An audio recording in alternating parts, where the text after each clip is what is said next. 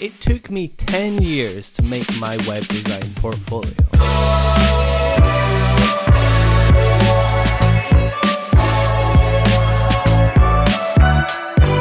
So in today's video, we're going to be looking back at my first portfolio all the way up to my new portfolio that I've just released. Let's go.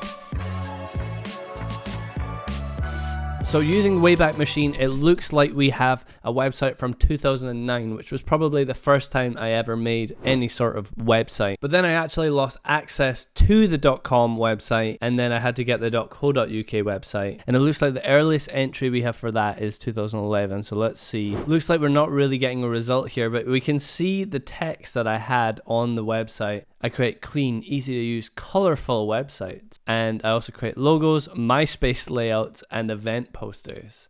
That just goes to show how old this is. This one is from 2011. I think what I was going for was some kind of blog style because I was doing a lot of traveling at the time. And I think I wanted a portfolio that was also a blog. Here we've got a bit of a coming soon. Here we've got a completely different layout, and this one's actually quite cool. If you guys have made a portfolio, you'll know how hard it is to actually decide. Now this one is a little bit edgy. Look, we've got some geometric triangle going here. It's an image of me with a kangaroo. Up here we've got a little torn edge, and you can see that you can see the other side of me. Now this here was the first portfolio that I actually kind of made and kept with for a long time. I was really happy with this when I designed this. This is an actual image I took on top of a mountain. I'm not sure if you'll be able to see, but there's these sort of PNG clouds that are kind of animating. It's very basic, but I thought this did a good job of summing up my sort of personal style. Didn't have that many projects, so you can see I've got a photography thing there. This is where I started to get a bit more kind of creative with text, you know, rather than just saying this is what I do. This looks a little bit dated today, but this is a 10-year-old website, and at the time I think this kind of holds up. So when you click on a project, you can see a case study just like this, and I have one of these for each of the projects. So this is pretty good, I would say. So when I first made this portfolio, I remember I posted it on Dribbble and it got a good amount of attention, which was the first time I'd ever had that on Dribbble. Now this portfolio fully served me well for many years, and I never changed it at all. The work was coming in and I was working on my other business, so I just didn't really need to. So it's now 2021 and I'm looking for a new portfolio. Now I've actually been out of the game for a few years at this time, and I'm not even fully sure what I want to build it on. For this, I decided I would use Elementor, and I actually just used a pre-made template because I needed a website quick, and I found something that I thought looked cool. I always think it's kind of funny that if you're a designer and then your portfolio is a template that someone else made, but for whatever reason,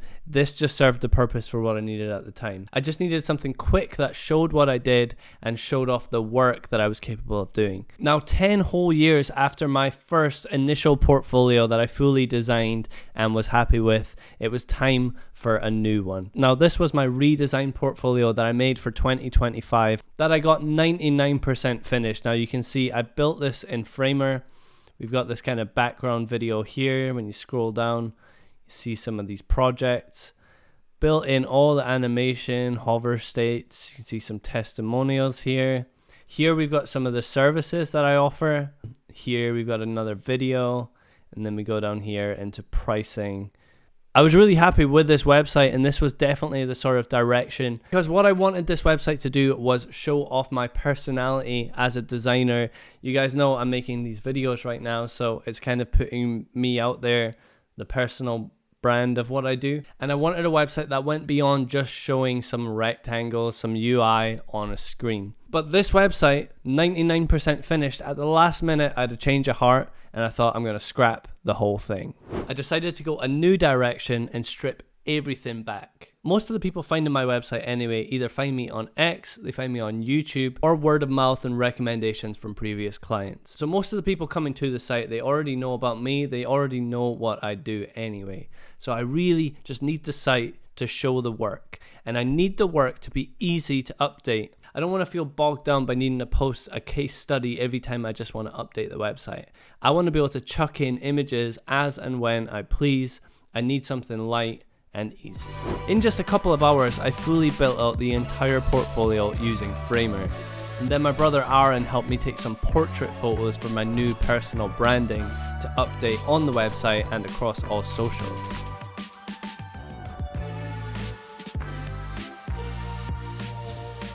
Thanks, bud. Is that right, bud? Smoky room. Then it was time to add in some of the new work, which was super easy using Framer. Then some final touches like my open graph sharing image. When you're working on your portfolio, don't forget to give it a good sharing image, because after all, this is literally the thumbnail to your website. And here we have the final finished portfolio that you guys can visit at kyleskelly.com. Now this features a lot of my newer work here, the stuff that I can show. I'm working on lots of exciting stuff I can't show at the moment. On the left here, you can see we simplified everything. Down here, I've got my email, follow on X, watch on YouTube. For most of the people coming to this website, you're already going to know what I do, so this is just going to serve the purpose for what I need it to do. No fluff, no heavy videos, just some work that I can easily update. So if you're a designer who's currently working on your own portfolio, consider this. Think about what are the main goals you actually want to achieve with it. There's no real right or wrong way to do it, but it depends what you want out of it. Do you want to just show the work and let that speak for itself, or do you really need to sell the work specifically? It depends who your client is, where they're coming from, but ultimately, don't be like me and spend 10 years not quite knowing what you need it to do. Now, this video is not sponsored by Framer, but if you do want to use Framer, use the link in the description and it helps me out with an affiliate link. I might do a portfolio review video, so if you guys want to send me your portfolios, you can send me it on X and I'll review them in an upcoming video. Thanks for watching, guys. Make sure you like the video if you liked it, subscribe if you like this sort of stuff, and I'll catch you guys soon with another video.